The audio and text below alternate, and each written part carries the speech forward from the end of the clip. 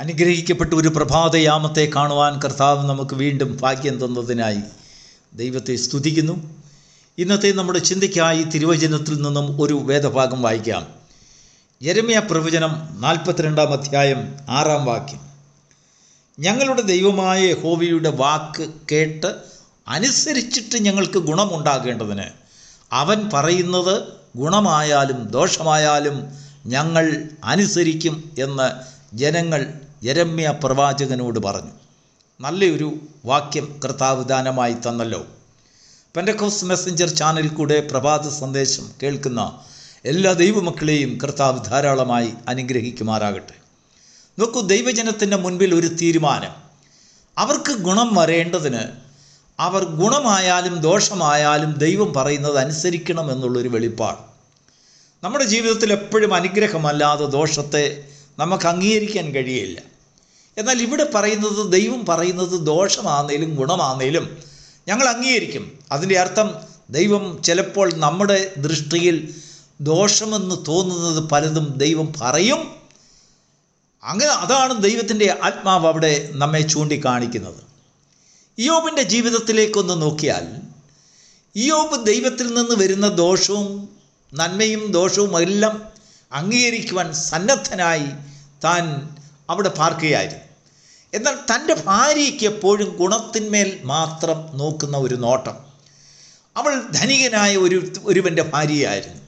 ധനികനായ ഒരുവൻ്റെ ഭവനത്തിൽ കഴിയുന്നതായ ആ പ്രൗഢിയും ബഹുമാനവും ആ വലിയ ആഡംബര ജീവിതങ്ങളുമെല്ലാം ഒരു നിമിഷം കൊണ്ട് തകർന്നടിഞ്ഞു.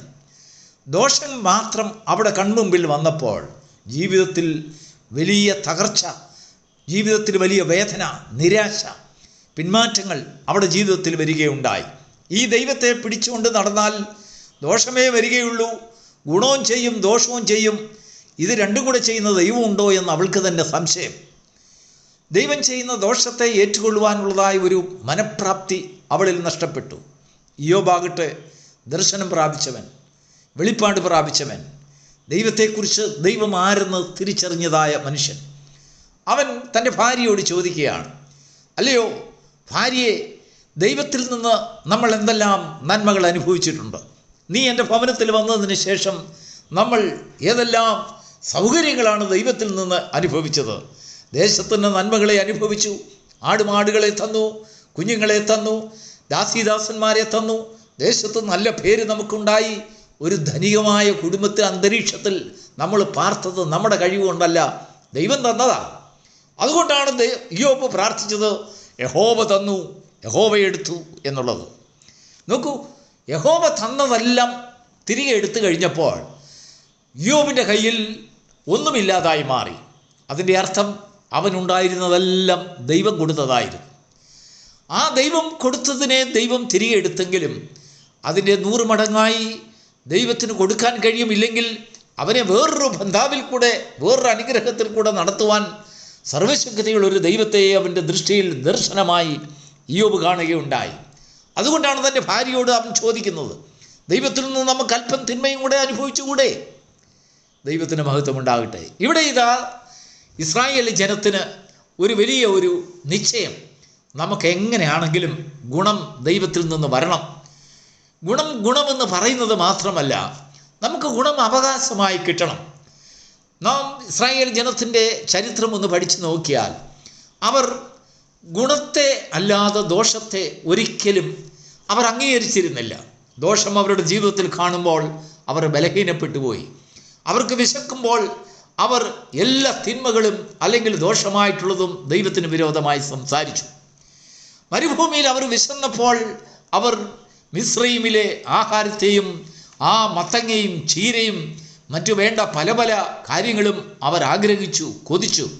എന്നാൽ ദൈവം ജനത്തിന് കൊടുത്തതായ ആഹാരം, ഭക്തനല്ലെങ്കിൽ ശക്തിമാന്മാരുടെ ആഹാരം, ആ മരുഭൂമിയിലെ ജീവിതത്തെ തരണം ചെയ്യുവാൻ തക്ക പ്രാപ്തിയുള്ള വൈറ്റമിൻസ് നിറഞ്ഞ ആഹാരമായിരുന്നു എന്ന് ഇസ്രായേൽ ജനത്തിന് മനസ്സിലാക്കുവാൻ കഴിഞ്ഞില്ല. മിസ്രയീമിലെ ആഹാരം ദൈവം അവർക്ക് മരുഭൂമിയിൽ കൊടുത്താൽ ആ ആഹാരം കൊണ്ട് അവർക്ക് ആ ചൂട് മണലാരണ്യങ്ങളിൽ കൂടെ നടക്കുവാൻ കഴിയുകയില്ല. നമ്മുടെ ജീവിതത്തിൽ ദൈവം തരുന്നതായ നന്മകൾ നമ്മളായിരിക്കുന്ന സാഹചര്യങ്ങളെ തരണം ചെയ്യുവാനുള്ളതായ സകല വൈറ്റമിൻസും കലോറികളും നിറഞ്ഞ അനുഭവങ്ങളാണ് ദൈവം നമുക്ക് തരുന്നത്. ഒരു ഭക്തന് മാത്രമേ അതിനെക്കുറിച്ചുള്ളതായ ഒരു വെളിപ്പാടുണ്ടാകുകയുള്ളൂ. ദൈവത്തിൽ നിന്ന് നന്മയും തിന്മയും അംഗീകരിക്കുക. ദൈവം ചെയ്യുന്നത് ഗുണമായാലും ദോഷമായാലും അതിനെ അനുസരിക്കുക. അപ്പോസ്തലനായ യാക്കോബ് പറയുമ്പോൾ ദൈവം ദോഷങ്ങളാൽ മനുഷ്യനെ പരീക്ഷിക്കുന്നില്ല എന്ന് പറയുന്നു. അപ്പോൾ ദൈവം ദോഷം ചെയ്യുന്നവനല്ല, ദൈവം മനുഷ്യർക്ക് ഗുണം തന്നെ ചെയ്യും. എന്നാൽ നമ്മുടെ ദൃഷ്ടി ദോഷങ്ങളെ കണ്ട് അതിനെ, അല്ലെങ്കിൽ നമുക്കത് ദോഷം ചെയ്യുന്ന ഒരു കാര്യമാണെന്ന് നമ്മൾ തന്നെ ഊഹിച്ചെടുക്കുന്നതിനാൽ അത് പലപ്പോഴും നമ്മുടെ ജീവിതത്തിൽ ഒരു പ്രത്യാശയുള്ള ജീവിതമായി ദൈവം തരുന്നതായ വഴികളെക്കുറിച്ചുള്ള അനുഗ്രഹങ്ങളുടെ പാർശ്വങ്ങളെ നമുക്ക് കാണുവാനും ദർശിക്കുവാനും അനുഭവിക്കുവാനും സാധിക്കാതെ വരുന്നു. പ്രിയപ്പെട്ട ദൈവമക്കളെ, ഈ പ്രഭാതത്തിൽ ദൈവത്തിൻ്റെ ആത്മാവ്, ദൈവത്തിൻ്റെ വചനം നമുക്ക് തരുന്ന ഒരു സന്ദേശമുണ്ട്. നിനക്ക് ഗുണം ആഗ്രഹിക്കുന്നുണ്ടെങ്കിൽ, നിൻ്റെ കുടുംബത്തിൽ ഗുണം ആഗ്രഹിക്കുന്നുണ്ടെങ്കിൽ, നിൻ്റെ കുഞ്ഞുങ്ങളിൽ ഗുണം വരേണ്ടതിന്, തലമുറകളിൽ ഗുണം വരേണ്ടതിന്, നിൻ്റെ ജീവിതത്തിലും നിൻ്റെ പ്രവൃത്തിയിലും നിൻ്റെ ജോലിയിലും നിൻ്റെ ബിസിനസ്സിലും ഗുണം വരേണ്ടതിന്, നന്മ വരേണ്ടതിന്, ഉയർച്ച വരേണ്ടതിന് നിനക്കൊരു കാര്യം ചെയ്യേണ്ടതായിട്ടുണ്ട്. ദൈവം നിന്നോട് പറയുന്നത് ഗുണമായാലും ദോഷമായാലും അതിനെ അനുസരിക്കുവാൻ നമ്മൾ ബാധ്യസ്ഥരാകണം. അതാണ് ദൈവത്തിൻ്റെ ആത്മാവ് ഈ പ്രഭാതത്തിൽ നമ്മെ ബോധ്യപ്പെടുത്തുന്നത്. എപ്പോഴും നമ്മൾ ഗുണത്തെയും ലാഭത്തെയും കുറിച്ച് ചിന്തിച്ചു കൊണ്ടിരുന്നാൽ എങ്ങനെ ദൈവത്തിന് നമ്മെ നടത്താൻ കഴിയും? എന്നാൽ ദൈവം പറയുന്നത് ഗുണമായാലും ദോഷമായാലും ഞാനത് അംഗീകരിക്കും, ഞാനത് അനുസരിക്കും. അതിൻ്റെ ഗുണത്തിന് മാത്രമേ അത് ഭവിക്കുകയുള്ളൂ. അതിൻ്റെ അന്തമോ അല്ലെങ്കിൽ അതിൻ്റെ അവസാനം ആരംഭത്തിൽ അതെനിക്ക് വളരെ കഷ്ടവും കയ്പും വളരെ വൈഷമ്യമേറിയതായ പല കാര്യങ്ങളുമാണെന്ന് ഞാൻ ചിന്തിച്ചിരുന്നാലും ശരി, അതിൻ്റെ അന്ത്യം മാധുര്യമുള്ളതായിരിക്കും, അതിൻ്റെ അവസാനം പ്രത്യാശ നിറഞ്ഞതുള്ളതായിരിക്കും എന്നുള്ളതായ ഒരു ദീർഘവീക്ഷണം ദൈവജനത്തിന് ഈ കാലങ്ങളിൽ ആവശ്യമാണ്. ഈ കാലഘട്ടം നമ്മളെ അങ്ങനെ പഠിപ്പിക്കുന്നതായ ഒരു കാലഘട്ടമാണ്. ഈ തലമുറയിൽ നാം അങ്ങനെ ഒരു തീരുമാനത്തോടു കൂടി പോകുമ്പോൾ നമ്മുടെ ക്രിസ്തീയ ജീവിതം, വിശ്വാസ ജീവിതം, ഈ ലോകത്തിലെ നമ്മുടെ സാമൂഹിക ജീവിതമൊക്കെയും ഒരു വലിയ പ്രത്യാശ നിറഞ്ഞ സമാധാനമുള്ള ഒരു ജീവിതമായി നമ്മുടെ ജീവിതത്തിൽ നമുക്ക് അനുഭവിച്ചറിയുവാൻ കഴിയും. ഇന്ന് പ്രഭാതത്തിൽ നാം വായിച്ച വേദഭാഗത്തിലേക്ക് നമുക്കൊന്ന് കടന്നു വരാം.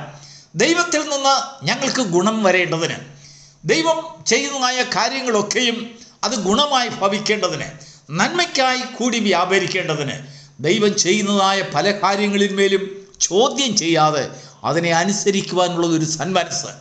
അങ്ങനെയുള്ള സന്മനസ്സുകളെ ദൈവം അധികാരമേറ്റ്, അവരെ ഭാരമേറ്റ്, അവരുടെ വഴികളെ ദൈവം, അവരുടെ ഗമനത്തെയും അവരുടെ ആഗമനത്തെയും ദൈവം സ്ഥിരമാക്കി കൊടുക്കുന്നു. ഒരുവൻ്റെ വഴിയിൽ ദൈവത്തിന് പ്രസാദം തോന്നിയാൽ അവൻ്റെ വരവും പോക്കുമെല്ലാം ദൈവം സ്ഥിരപ്പെടുത്തും. അവൻ എവിടെ പോകുന്നോ അവൻ തൻ്റെ ദൂതന്മാരെ അവർക്ക് മുമ്പായി അയക്കും. അവൻ ചെയ്യുന്നതും അവൻ ആഗ്രഹിക്കുന്നതുമായ കാര്യങ്ങളിലൊക്കെ ഉള്ളതായ ദൈവിഷ്ടത്തെക്കുറിച്ചുള്ളതായ ഒരു ബോധ്യം അവൻ്റെ ഹൃദയത്തിൽ ദൈവത്തിൻ്റെ ആത്മാവ് അവനെ ബോധ്യപ്പെടുത്തും. അവൻ്റെ കുടുംബങ്ങളിലെ, അവൻ്റെ കുഞ്ഞുങ്ങളിലെ, അവൻ്റെ ദേശത്തിലെ, ഭവനത്തിലെ പ്രശ്നങ്ങളെ കൈകാര്യം ചെയ്യുവാനുള്ളതായ വലിയൊരു വിശാലമായ ഒരു വെളിപ്പാട് അവൻ്റെ ജീവിതത്തിൽ ഉണ്ടാകും. അതാണ് ക്രിസ്തീയ ജീവിതം. കർത്താവിൽ കൂടെ നമുക്ക് അതാണ് പ്രാപിക്കാനുള്ളത്. ദൈവത്തിൽ ആശ്രയിക്കുന്നതിനാൽ അങ്ങനെയുള്ളൊരു മനോഭാവത്തിലേക്ക് മനുഷ്യൻ കടന്നു വരുമ്പോൾ അവനെയാണ് ഈ ലോകത്തിൽ അനേക നന്മകൾ ചെയ്യുന്ന, അല്ലെങ്കിൽ നീതിമാൻ എന്നുള്ളതായ ഒരു ബോധ്യം അങ്ങനെയുള്ളവരെ കുറിച്ചാണ് ഉണ്ടാകുന്നത്. അബ്രഹാമിനെ പോലെ, ഇസ്ഹാക്കിനെ പോലെ, യാക്കോബിനെ പോലെ, ഭക്തന്മാരെ പോലെ ദോഷത്തിനല്ല, എപ്പോഴും ദൈവം ചെയ്യുന്ന എല്ലാ കാര്യങ്ങളിലും അതിൽ കൂടെ ഉരുത്തിരിയുന്ന നന്മകളുടെ വശത്തെ കാണുവാനുള്ളതായ ഒരു പ്രാപ്തി, ആ പ്രാപ്തിയിലേക്ക് വളരുവാനുള്ളതായ ഒരു കാൽവയ്പ് ഈ പ്രഭാതത്തിൽ തിരുവചനം കേൾക്കുമ്പോൾ നിങ്ങളിൽ സംജാതമാകുന്നുണ്ടെങ്കിൽ, നിങ്ങളിൽ അത് ആരംഭിക്കുന്നുണ്ടെങ്കിൽ നിങ്ങളുടെ വഴികളെ കർത്താവ് ഏറ്റെടുക്കും. നിങ്ങളുടെ വഴികൾക്ക് ആശ്വാസവും സമാധാനവും കർത്താവ് തരും. അനേക ദിവസങ്ങളും കാലങ്ങളുമായി പരിഹരിക്കപ്പെടാത്ത വിഷയങ്ങളുടെ മേൽ ദൈവം ചില തീരുമാനങ്ങളെ കൊണ്ടുവരും. ദൈവത്തിന് ചില കാര്യങ്ങൾ അതിൽ കൂടെ ചെയ്യുവാൻ കഴിയും. നിന്നെ പ്രസാദിപ്പിക്കാൻ പലപ്പോഴും ദൈവത്തിന് നന്മ മാത്രം നിന്നെ കാണിക്കേണ്ടി വരുന്നു. എന്നാൽ തിന്മകളുടെ ഭാഗത്തിൽ നിന്ന് എങ്ങനെ ഒഴിഞ്ഞു പോകണമെന്നുള്ളത് നിന്നെ പഠിപ്പിക്കേണ്ടതിന് ദൈവം നന്മയും തിന്മയും നിന്റെ മുൻപിൽ വെച്ചുകൊണ്ട് കർത്താവ് പറയുന്നു, ജനത്തോട്, മനുഷ്യനോട് അതാണ് പറഞ്ഞത്, ഇതാ ഞാൻ നിങ്ങളുടെ മുൻപിൽ നന്മയും തിന്മയും വയ്ക്കുന്നു. ദൈവത്തിന് സ്തോത്രം. എന്നാൽ നന്മകളെ തിരഞ്ഞെടുക്കുവാനും നന്മയായ വശങ്ങളിൽ കൂടെ ചിന്തിക്കുവാനും അതിൽ കൂടെ നടകൊള്ളേണ്ടതിനുമായി പ്രാപ്തിയുള്ളൊരു മനുഷ്യൻ എവനുണ്ടോ അവനാണ് ദൈവപുരുഷൻ എന്ന് പറയുന്നത്. അങ്ങനെയുള്ള ഒരു ദൈവപുരുഷന്മാരായി ഈ ലോകത്തിൽ ശോഭിക്കുവാൻ, ജീവിക്കുവാനുള്ള ഭാഗ്യം ഈ തിരുവചനം മുഖാന്തരമായി ഈ പ്രഭാതത്തിൽ ദൈവം നമുക്ക് ദാനമായി നൽകുമാറാകട്ടെ. God bless you.